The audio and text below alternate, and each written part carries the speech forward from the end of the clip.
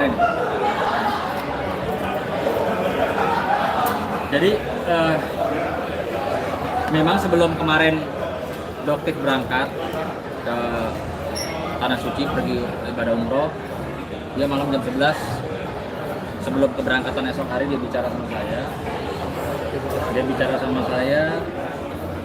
Dia kirimkan juga surat tanda penerimaan laporan di Polda Metro Jaya atas nama Dr. Samira ya. Pekerjaan dokter, laporannya dia tanggal 18 Januari 2025. Yang dimana Doktif, yang dikenal Doktif itu melaporkan peristiwa adanya dugaan persekusi yang bisa disaksikan oleh kita semua. Tentunya juga sudah beredar baik di media maupun bisa diakses di YouTube.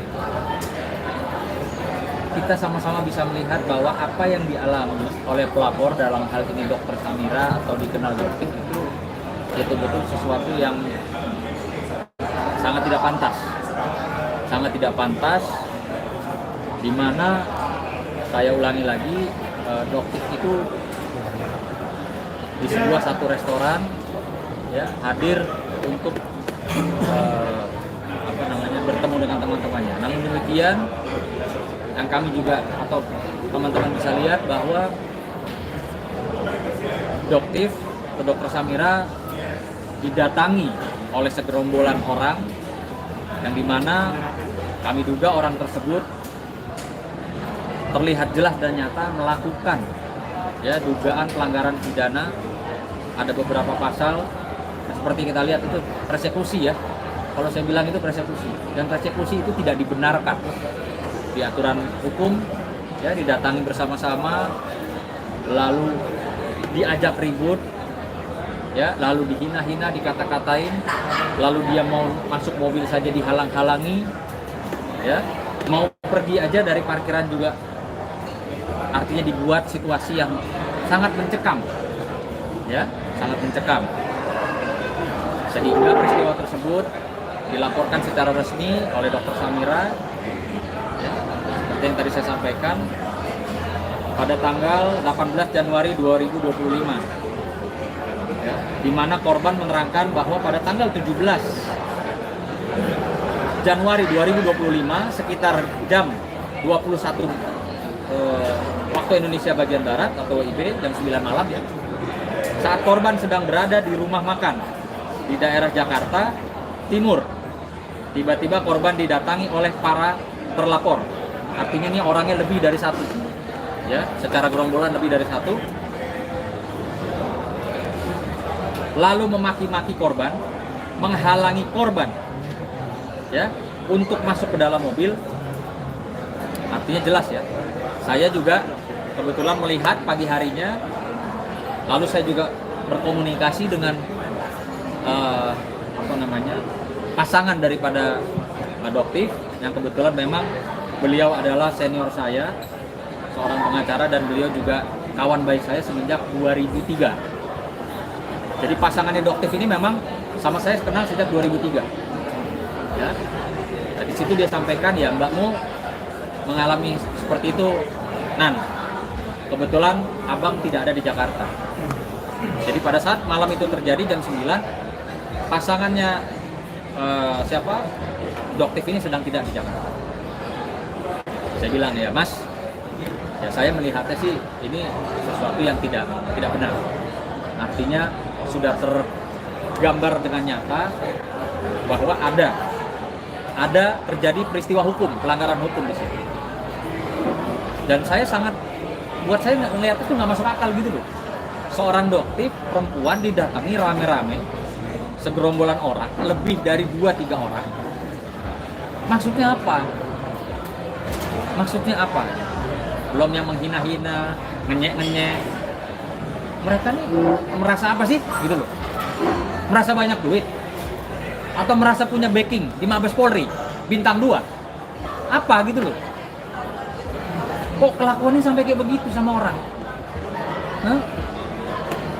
Belum lagi ya, suaminya si terlapor, saya melihat ini kan dia laki-laki loh. Ngapain mau begitu sama dokter? Ini yang terlihat saja loh ya, terlihat saja. Saya tidak ada di TKP, tapi saya melihat dari pemberitaan-pemberitaan itu kayak begini ya. Apa mentang-mentang rasa banyak duit, mentang-mentang rasa punya backing di Mabes Polri bintang 2, sehingga dia bisa seenaknya melakukan orang seperti itu. Ya, Doktif sebelum berangkat kemarin, Mas, saya minta tolong sama Mas, tolong kawal, tolong monitoring perkara saya yang saya laporkan sejak Januari 2025 sampai saat ini, mereka juga belum dijadikan tersangka. Maka saya langsung atas dasar amanah tersebut, saya berkomunikasi ya dengan pihak penyidik Direktorat Kriminal Umum Polda Metro Jaya yang menangani laporannya Doktif. Saya sampaikan, Komandan izin, saya bilang, ada kendala apa ya? Ini kasusnya sudah terpampang nyata loh, sudah viral. Kok biasanya nih kasus-kasus yang viral hitungannya hari kok. Ya, hitungannya hari. Langsung ditangkap, dicomot, orangnya minta maaf atau orangnya langsung dimasukin sel. Ini ada apa, Komandan? Saya bilang. Enggak, Mas. Ini kan kita periksa dulu. Ya. Pelapor, saksi pelapor, lalu kita upayakan panggil terlapor. Karena ini terlapornya beberapa orang. Saya bilang, intinya kami yakin lah. Saya percaya ya bahwa pihak Direktorat Kriminal Umum Polda Metro Jaya tidak bisa diintervensi walaupun oleh backing-backingnya yang jenderal-jenderal katanya ya, kami duga. Ini kasusnya jalan. Gitu.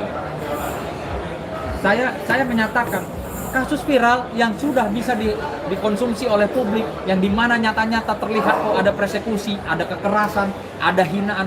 Kenapa lama sekali? Biasanya kasus yang viral itu hitungan hari langsung ditangkap, minta maaf atau masuk. Tapi mendengar penjelasan dari pihak penyidik Direktorat Kriminal Umum Polda Metro Jaya, maka saya selaku orang hukum dapat memahami. Kemarin juga ada waktu libur, ada waktu puasa, Pak. Oke. Tapi saya minta Komandan dengan sangat kasus ini tolong diperlakukan sebagaimana mestinya sih. Komandan nggak usah takut. Mau dia orang si terlapor banyak duit kayak, si terlapor ada backing kayak jenderal, saya bilang tegak lurus. Gitu. Jadi saya benar-benar memonitoring karena ada permintaan dari suaminya pelapor dan ada permintaan dari pelapor. Gitu. Bang, katanya abang memiliki saksi kunci korban dari yang mengetahui di lokasi. Di mana? Saksi kunci korban di lokasi. Saya rasa nggak perlu ada saksi kunci kok. Mata masyarakat Indonesia udah ngelihat semua, kan itu live. Kalau saya nggak salah, nggak hilaf saya, itu live disaksikan oleh banyak orang. Entah pihak sana terlapor juga live, pihak pelapor juga live. Artinya harusnya kasus-kasus gini ya seperti biasanya, kalau udah viral tuh cepet gitu loh, ditangkap. Nah, ini kan lucu. Dia sebagai terlapor atau gerombolan itu sebagai terlapor, ya, kok masih apa ya istilahnya, masih, terutama itu tuh apa? Kalau orang bilang itu apa? Babunya ya. Kok masih cuap-cuap, masih menghina orang. Emang dia siapa gitu loh? Hah? Emang dia merasa kebal hukum? Udah salah, udah dilaporin orang, udah jelas-jelas ya pelanggaran pidananya, kita sama-sama orang hukum tahu lah. Kok masih bisa cuap-cuap di sosial media, menghina orang, nyindir orang, ngatain orang, itu dia siapa? Gitu loh. Saya pastikan saya akan kawal kasus ini ya, sampai dimanapun kita monitoring, karena mereka sudah tidak bisa menolak. Oh itu bukan saya, oh saya nggak gini nggak gitu, nggak bisa. Orang sudah terekam jelas, sudah terpublikasi, sudah menjadi konsumsi publik, gitu loh. Udah nggak bisa. Mau pakai siapa lu? Ya, jenderal-jenderal yang kalian minta tolong juga lihat ini begini kok. Gimana? Gitu loh. Jadi saya mengapresiasi dan kami percaya ya kepada pihak penyidik Direktorat Kriminal Umum Polda Metro Jaya itu profesional. Saya pastikan para penyidik profesional karena saya sudah berkomunikasi dan ya tidak ada kendala gitu. Bang, tapi terlapor sendiri udah pada diperiksa semua. Terlapor sudah diperiksa semua. Mungkin yang bisa jawab itu pihak Humas dari Polda Metro Jaya ya. Apakah dari laporan Dr. Samira atau Doktif ini sudah sejauh mana para terlapornya sudah diperiksa atau belum? Tapi yang diinginkan sama Doktif sendiri itu apa, Bang? Ya? Terkait laporannya ini. Yang diinginkan keadilan dong. Jangan karena merasa mereka punya duit, punya backing ini itu, terus kok bisa enak-enakan aja gitu loh, mempersekusi orang seperti itu. Saya katakan bukan mendahului ya, tapi saya katakan apa yang kami lihat secara hukum jelas pelanggarannya. Gitu. Bang, tapi nanti ada tambahan saksi korban nggak sih Bang dari pihak Doktif? Ya tidak menutup kemungkinan karena kan memang itu tadi saya bilang saksi juga ada. Kan di sana ada security, ya, ada mungkin supir, gitu. Ya supir drivernya Doktif sendiri. Ya sudah pasti. Lalu kan mungkin ada orang-orang lain, ada pelayan restoran, apa segala. Bang, tapi kemarin pihak RT juga bilang siap untuk menempuh jalur damai juga jika memang Bayun. ada upaya-upaya itu Bang, perdamaian gitu. Itu gimana kalau dari pihak Doktif sendiri? Iya, Upaya-upaya dari gini Mas, saya bicara dulu dari sisi hukum ya. Ini bicara dari praktisi hukum.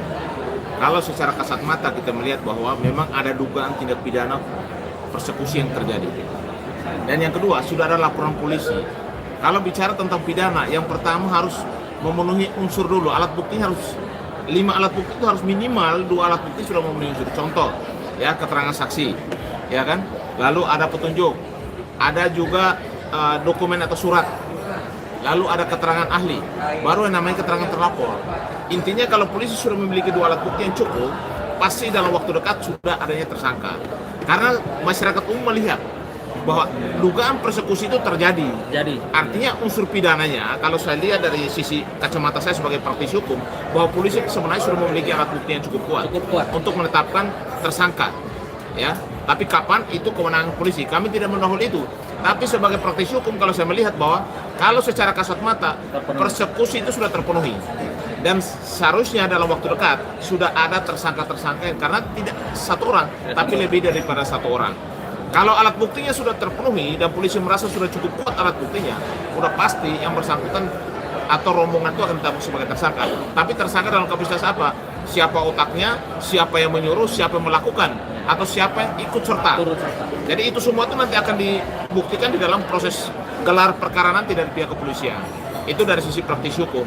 Karena kalau saya melihat ini kasus yang viral, harusnya penanganan lebih cepat. Tapi kita percaya bahwa kemarin Bang Sunan cek itu kasusnya on, artinya kasusnya berjalan.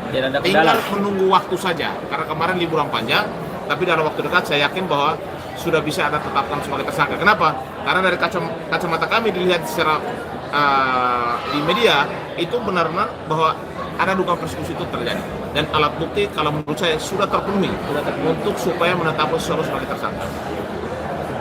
Tapi kalau upaya-upaya perdamaian itu nggak ada sampai detik ini. Doktif tidak bicara sama saya, Mas Sunan saya siap berdamai, nggak ada.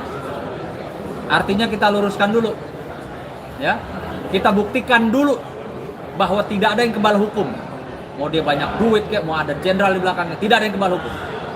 Ya, itu pesan dari Doktif, luruskan hukumnya seperti apa. Jadi nggak ada Doktif bicara, Bang Sunan nanti kalau mereka mau minta maaf, ya coba aja, nggak ada. Tidak ada pembahasan masalah damai atau tidak damai, tidak ada. Dia cuma mohon Mas Sunan bantu saya, tolong dikawal. Terkait dengan laporan dia di Polres Jakarta Timur dengan pasal yang sama, tapi dengan pasal yang berbeda dengan peristiwa yang sama, itu juga dia bilang berjalan.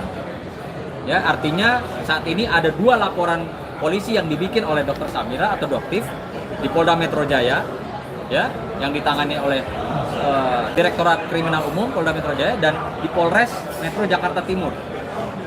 Pasal yang berbeda tapi dengan TKP yang sama, peristiwa yang sama. Gitu.